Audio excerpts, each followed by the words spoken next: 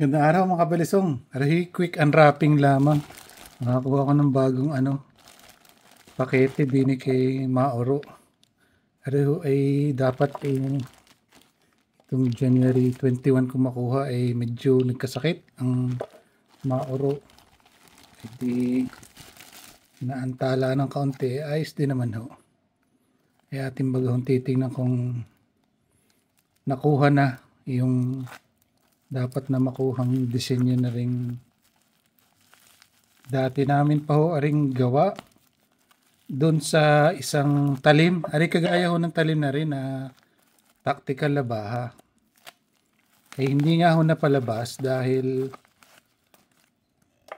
mas manipis nga ho aring talim na rin sa Damascus. Ay di minabuti na hong itama. Oh, na naman. Ari 20 centimeters, 20 cm na baldog na tactical labaha. Kita nyo ga? Kaganda ng pagkakadali ng sungay. Oh. Punduhan ho.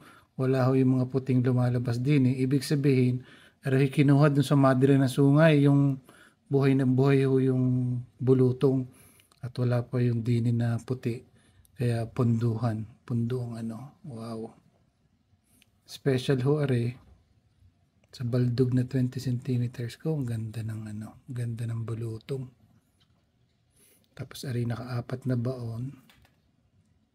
Ari nangyayari ho yung ganyan dahil sigun ho yan din sa pinagkakapitan ng kung ano bagong hilatsa o korte ng sungay.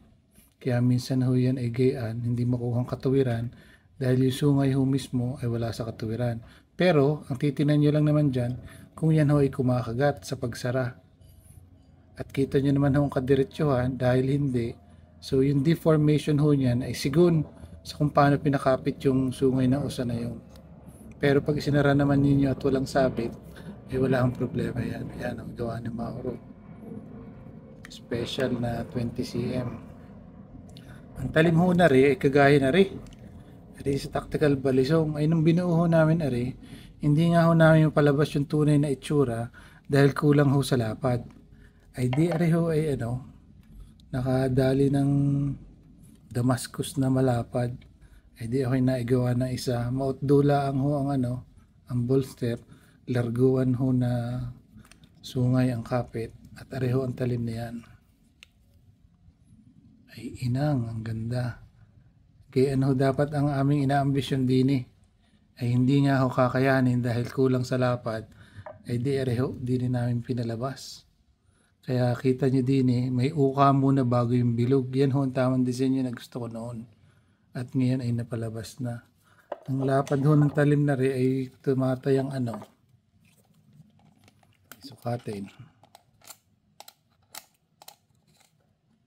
Ngayon, 3. Tama. 3 cm. Ayos. Ganda.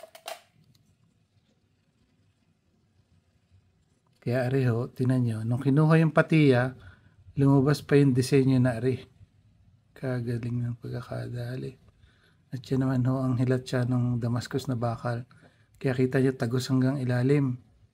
Kung ano ho yung hitsurahin nito sa ibabaw, kita nyo na hanggang ilalim ay nandidiyan. Kaya tunay na Damascus ho ang ginamit. Kaya subukan ng konti ang talas.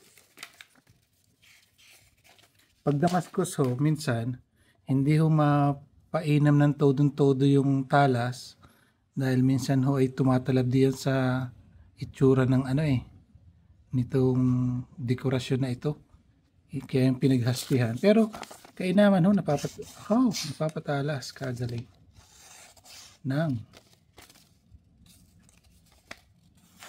Wow.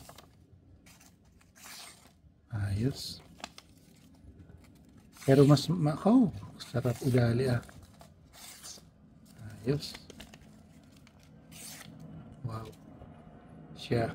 Ako'y nakakabuo ng pako-contest taon nito pero ilan lang akong pwede ipagawa. At mapapagbawalan naman ni Ining. Ay birthday ng mama ay walang magagawa si Ining. Kaya pwede tayo magpagawa ng isa. Yan. Galing.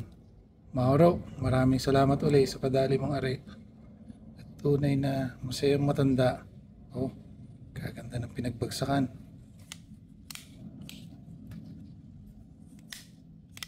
Siya ari mapapaluwag pa na maganda.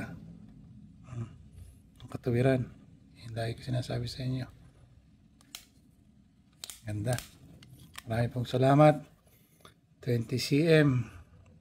Baldog na tactical na labaha. Ay masusubukan aray sa bundok kung kainamang igayat. Maraming pong salamat. Yan lang po.